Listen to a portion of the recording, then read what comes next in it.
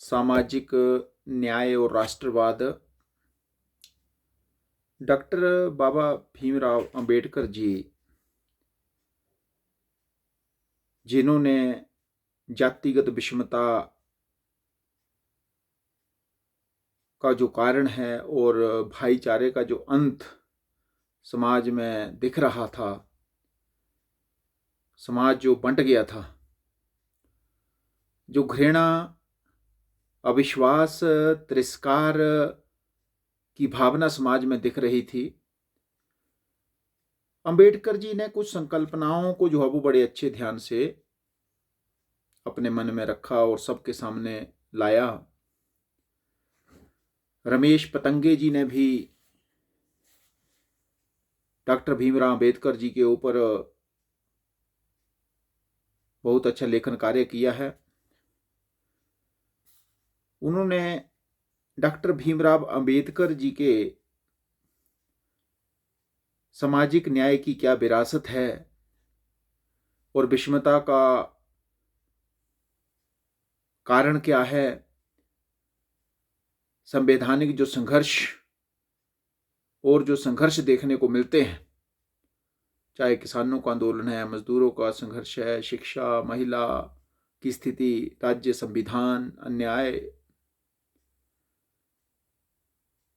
क्योंकि राष्ट्र तभी सशक्त और बलवान होता है जब उस राष्ट्र की प्रजा आपस में भाईचारे का व्यवहार करे।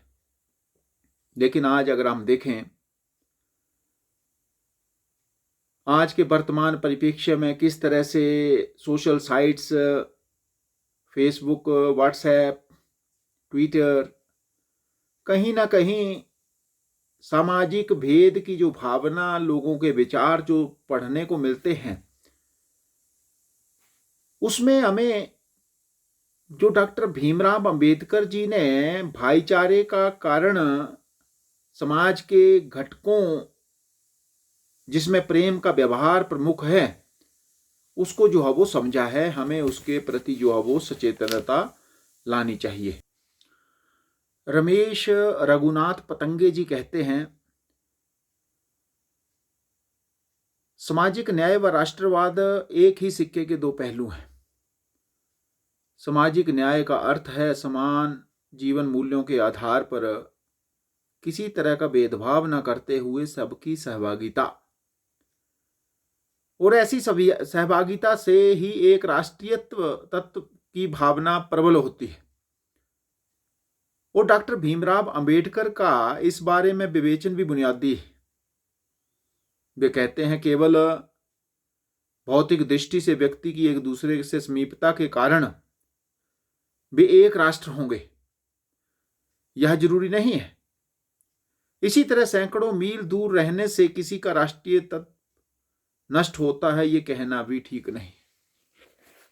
यानी कि बुद्धिजीवी हमारे सामाजिक न्याय, राष्ट्रवाद के ऊपर जो अपना विचार रखते हैं, महापुरुषों ने जो है वो भरसक प्रयास किया है।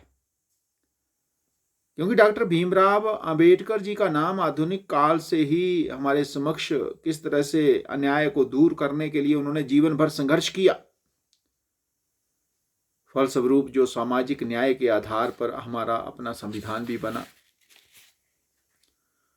और हमें आज वर्तमान में भी इस बात को समझना चाहिए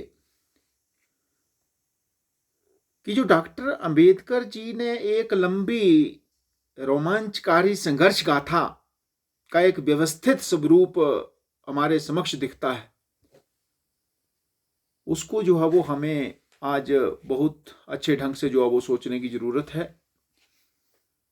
सामाजिक न्याय में जो दूर के सपने की बात की जाती है, जिसमें संघर्ष चाहे सामाजिक, राजनीतिक, धार्मिक या आर्थिक संघर्ष हमारे सामने दिखता है, ये चारे मोर्चे जो है वो किस तरह से एक साथ लड़ते रहे। धार्मिक कानूनों से सामाजिक गुलामी आई और सामाजिक गुलामी से राजनीतिक दास्ता आई और राजनीतिक दास्ता से आर्थिक गुलामी आई।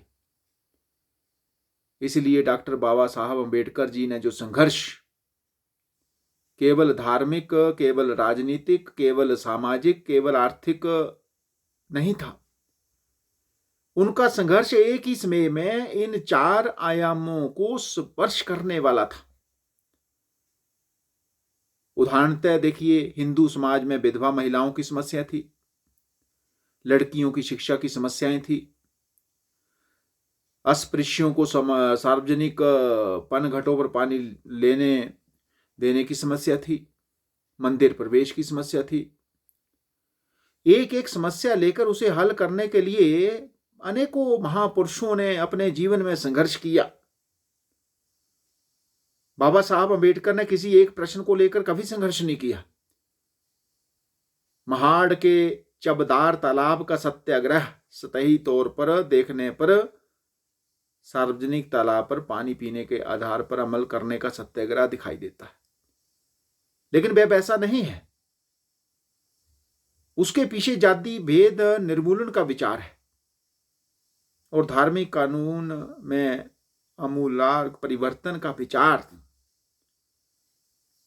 स्वतंत्रता, समता और बंधुत्व डॉक्टर भीमराव अंबेडकर जी के जीवन का तत्व था, लक्ष्य था। और हिंदू समाज की पुनर्रचना इन तत्वों के आधार पर होनी चाहिए, ये उनका आग्रह था। और धीरे धीरे आप देखिए, आर्थिक लोकतंत्र जिसमें हरेक को व्यवसाय चुनने की स्वतंत्रता, व्यवसाय परिवर्तन की स्वतंत्रता, राष्ट्रीय संपत्ति पर सबका समान अधिकार, राष्ट्रीय संपत्ति का न्यायपूर्ण वितरण और धार्मिक लोकतंत्र में हरेक को उपासना की स्वतंत्रता और प्रत्येक को ज्ञान पाने का अधिकार, धार्मिक आधार पर प्रत्येक व्यक्ति को समान मूल्य और व्यक्ति के श्रेणीकरण से इनकार। राजनीतिक लोकतंत्र में अगर हम देखें, हर व्यक्ति को एक राजनीतिक वोट और उस वोट का समान मूल्य, यानी कि इन सब बातों पर अगर हम गहराई से विचार करें तो पता चलता है कि डॉक्टर भीमराव अंबेडकर जी ने लोकतंत्र की जो संकल्पना पेश की, उस संकल्पना में वर्ण भेद की मनाही, जाति भेद की मनाही, अस्पृश्यता की मनाही सम्मिलित है। समता के आधार पर समाज के प्रत्येक अंग की रचना, जहां हर नागरिक को अपना जीवन किस तरह से जीना है उसका आधार अधिकार होगा। अपनी उन्नति करने के लिए असीमित अवसर होंगे और सामाजिक व्यवस्था में हरेक को न्याय प्राप्त होगा। इस तरह की व्यवस्था डॉक्टर बाबा साहब अंबेडकर जी को अपेक्षित थी। और सामाजिक न्याय में अगर हम देखें, डॉक्टर बाबा साहब अंबेडकर जी ने सामाजिक न्याय की स्थापना के लिए जो विविध संघर्ष किए, शोषण मुक्त, समता युक्त, निर्दोष समाज निर्मित किस तरह किया जाए, ऐसा ढांचा पेश करना, भारत का राज्य संविधान, संविधान सभा व प्रारूप समिति के सदस्यों के गहन चिंतन का परिणाम हमारे समक्ष है। यानी कि प्रत्येक दृष्टिकोण में अगर हम देखें, सामाजिक न्याय के लिए हमें प्रत्येक दृष्टिकोण को जो है वो देखना चाहिए। शिक्षा में देखिए, शिक्षा बीच में ही जब विद्यार्थी छोड़ देते हैं, उसके बहुत से कारण हमारे सामने रहते हैं। हमारे अभिभावक जो शिक्षा के प्रति अनास्था रखते हैं, विद्यार्थियों की अनास्था है, पढ़ाई में कठिनाई लगती है, स्कूल में अध्यापकों का अभाव है, स्कूल में वातावरण बच्चों को ऐसा नहीं मिल पाता है, और भी जो वो असंख्य उदाहरण हमारे समक्ष है। हम कह सकते हैं सामाजिक न्याय भारत में प्रत्यक्ष में कानूनी यथार्थ नहीं है। राज्य संविधान बस भारत की स्वतंत्रता की अंतिम गारंटी भारत की जनता ही है। इस दृष्टि से देखा जाए तो दूर तक मार्गक्रमण करना होगा, और जब तक हम किनारा नहीं पाते तब तक नौका के चप्पू हमें चलाते ही रहना है। और सामाजिक न्याय के बारे में हमें जो है वो एक लक्ष्य लेकर एक अच्छा कार्य जो है वो करना है। उसके लिए कहा भी गया है, इतिहास खुद जवाब है, उस पर सवाल नहीं होते। इतिहास खुद जवाब है, उस पर सवाल नहीं होते। मिट्टी की कोख में हाथ डाले बिना गुलाब नहीं होते। दोस्तों, चिरागों की तरह खुद को जलाना पड़ता है, महज मुट्ठियां भर लेने से इनकलाब नहीं होते। तो हमें भी सचेतनता लानी है, हमें खुद ज्ञानवान बनना है। हमारे महापुरुषों ने जो हमारी सचेतनता को जगाया है, हम भी अपने समाज में कुछ अच्छा काम करेंगे।